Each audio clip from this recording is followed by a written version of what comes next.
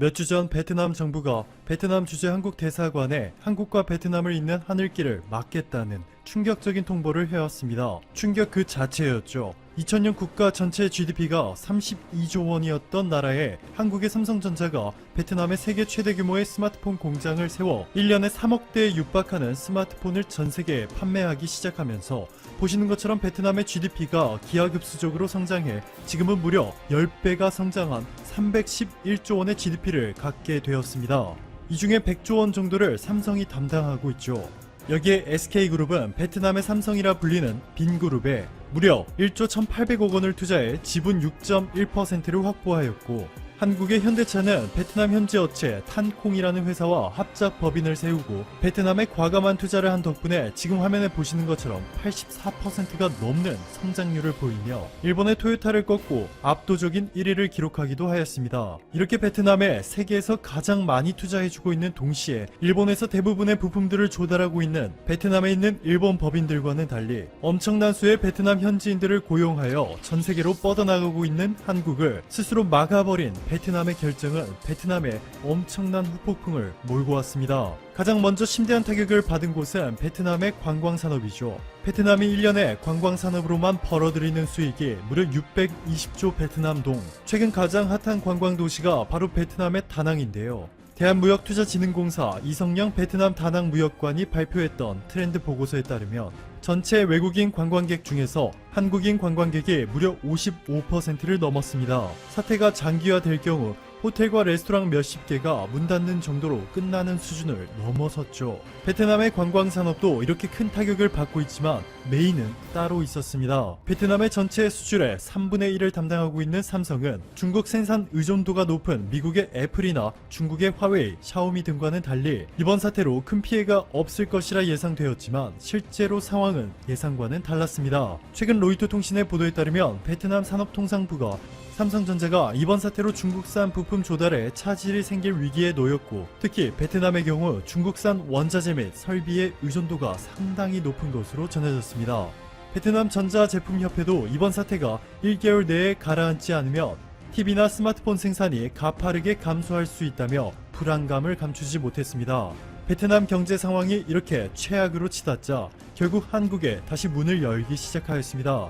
베트남 정부가 삼성의 전세기를 통해 700명의 한국인 직원들이 베트남에 출장을 올 수 있도록 허가한 것인데요. 1차적으로 186명의 삼성 디스플레이 직원들이 아시아나항공 전세기로 베트남의 북부 박링성 공장으로 파견되었고, 나머지 500여 명도 순차적으로 파견될 것이라 전해졌습니다. 하지만 베트남 정부의 이러한 조치가 이미 머리끝까지 화난 한국인들의 마음을 돌려놓기에는 역부족이었습니다.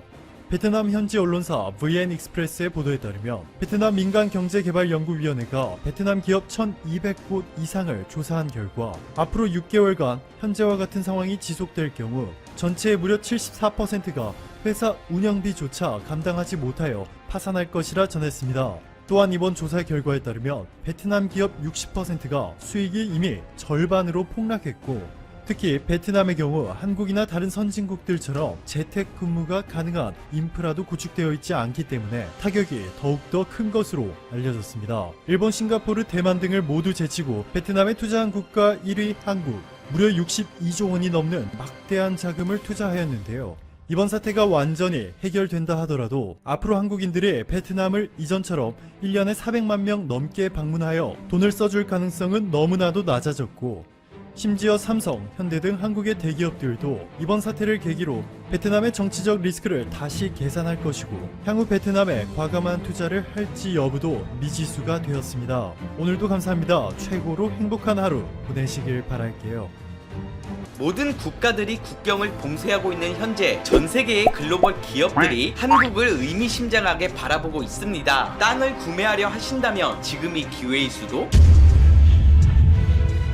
최근 중국과 동남아시아에 생산 거점을 구축했던 한국의 수많은 대기업들이 도전을 면치 못하고 있다는 소식입니다. 코로나로 인해 현지 공장들의 가동이 속속 중단됨에 따라 소비시장과 저임금 인력을 찾아 해외로 나간 기업들의 취약점이 그대로 노출된 것이죠. 중국에서 부품을 수급했던 국내의 한 자동차 기업은 모든 생산 공정이 올스톱되는 위기를 겪었고, 이는 미국의 경우도 예외가 아닌데 기초 의료품인 마스크조차 충분히 공급할 수 없었던 이유가 바로 이 때문이었습니다. 그동안 기업들은 자유무역주의에 입각하여 싸게 만들 수 없다면 과감히 생산을 포기하고 수입을 한다거나 보상만 있다면 언어와 문화 장벽에 아랑곳 않고 공장을 해외로 옮기기도 하는 소위 오프쇼어링의 시대였습니다. 하지만 뜻하지 않은 사태의 장기화로 인해 이 같은 현실은 중대한 변화를 맞이하고 있는데요. 현재 미국과 일본, 유럽 국가들은 파격적인 조건을 내세우며 해외로 진출한 자국 기업들을 리턴시키는 리쇼어링 붐이 한창입니다. 세부적인 내용을 보면 미국은 법인세율을 기존 38%에서 21%로 인하, 이전 비용 20% 지원, 일본의 경우 법인세율을 7%로 인하하고 도쿄, 오사카 등에선 각종 연구개발비 지원까지 약속했습니다. 이를 통해 해외 의존도를 줄이고 자국 일자리를 창출하여 내수 시장을 활성화시키겠다는 것이 주요 전략인데요. 하지만 일각에서는 우려의 목소리도 커지고 있습니다. 과거 모든 나라들이 자급자족했던 시대로 퇴보한 것이 아니냐라는 건데, 한 외신에 따르면 특히 한국처럼 무역 비중이 높은 국가의 경우 거대한 위기에 직면했다라는 소견을 밝히기도 했죠. 하지만 결론부터 말하자면 현실은 정반대입니다. 오히려 한국은 투명한 정보 공개, 세계 최고 수준의 시민 의식을 바탕으로 전 세계를 놀라게 한 덕에 포스트 코로나 시대에서 가장 안정적인 글로벌 생산 거점이라는 평가를 받고 있습니다. 이러한 차이는 제조업 현장에서 증명됐는데요. 최근 GM과 벤츠, 폭스바겐 등 해외 여러 생산 시설을 가동 중인 글로벌 완성차 업체들의 공장 중단율을 살펴보면 GM이 89.5%, 벤츠 88.9%, 폭스바겐이 60% 등으로 매우 높은 수준입니다. 반면 한국에서 6개의 공장을 운영하고 있는 현대 기아차의 가동 중단율은 고작 35.3%에 그쳤고, 그마저도 부품 수급 차질로 인한 일시 중단일 뿐 생산 인력의 문제로 가동을 멈춘 적은 단 한 차례도 없었습니다. 즉 코로나 이후 벌어질 글로벌 가치사슬 재편 과정에서 한국이 중심에 설 수 있는 모든 여건이 갖춰진 셈이죠. 이 같은 결과는 해외로 나간 국내 기업들을 다시 불러들일 명분이자 외국 기업들까지 끌어들일 수 있는 절호의 기회가 될 것이라는 분석이 지배적입니다. 실제로 한 전문가에 따르면 기업들의 최근 동향은 외부 리스크에서 자유로워지는 것이다. 즉 비용보다 안전을 택하고 있다는 것인데, 이러한 점에서 한국은 가장 안전한 생산 거점임을 증명했다. 세계의 공장이라 불리던 중국이 메리트를 잃어가는 가운데 벌써부터 한국의 생산 기지 구축을 논의하는 기업들이 생겨나고 있다 라고 밝히기도 했습니다. 또 다른 이유로는 한국의 우수한 FTA 네트워크를 꼽았습니다.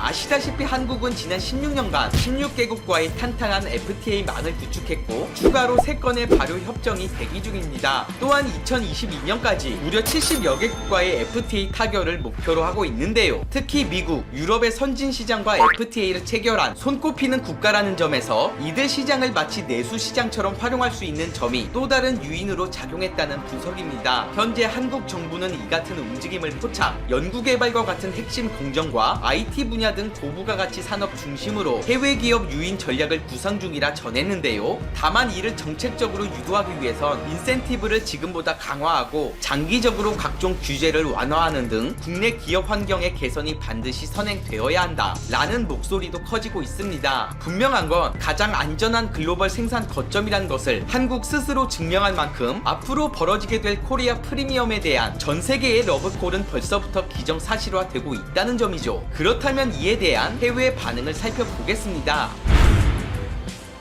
한국은 최근 생활 방역으로 완전히 넘어갔다고 뉴스에서 봤어. 다시 말하면 그들만이 각종 제품들을 생산할 수 있다는 얘기가 되겠지. 중국은 저물어 가고 있고 한국이 새롭게 뜨고 있다. 코로나로 인해 너무나 많은 것들이 바뀌었어. 특히 한국이 너무나 유명해진 것이 사실이야. 우리나라 기업들이 다시 돌아올 게 아니라 중국에서 한국으로 공장을 옮기는 것이 더 현명한 선택으로 보여져. 더 이상 해외에 공장을 지을 필요가 없어졌다. 이해하지 못했던 점인데, 아무리 이익 때문이라지만 자국의 공장을 지으면 더 안전했을 텐데 중국의 인력을 이용하는 것은 꽤 안 좋은 선택이었다. 조만간 전 세계의 공황이 올 것이라는 불길한 예감이 드는 걸. 실업률이 더 올라가기 전에 하루빨리 기업들이 돌아와야 해. 정부에서 세금을 면제해줘도 그만큼 일자리가 늘고 노동자들이 세금을 내줄 테니 모두가 좋을 거야. 한국에 공장을 짓는 것도 나쁜 방법은 아니지만 그것도 안전하다고 100% 보장이 안 되니까. 리쇼어링 하려는 이유가 코로나 때문이라면 왜 돌아오려는 걸까? 중국이나 여기나 상황은 매한가지. 결국 명분은 경제 경제 살리기가 되겠군. 나쁜 선택은 아니다. 미국 전체에 락다운이 걸렸으니 더 안전한 한국으로 가는 것을 고려해 봐야 한다. 가동할 수 있는 공장이 있다면 전부 의료장비 생산에 투입하자. 결국 한국의 방역 성공은 해외에서의 희망이 되었다. 여러모로 한국은 칭찬받아 마땅하고 그만큼 투자가 늘어도 당연하다고 생각할 수 있을 듯, 기업들은 돈만 바라보지 말고 더 넓은 시각을 가져야 해. 리스크를 줄이는 차원에서라도 해외 진출을 하지 않는 편이 좋다. 지금 중국에 나가 있는 기업들이 어떻게 됐지? 한국의 행동력과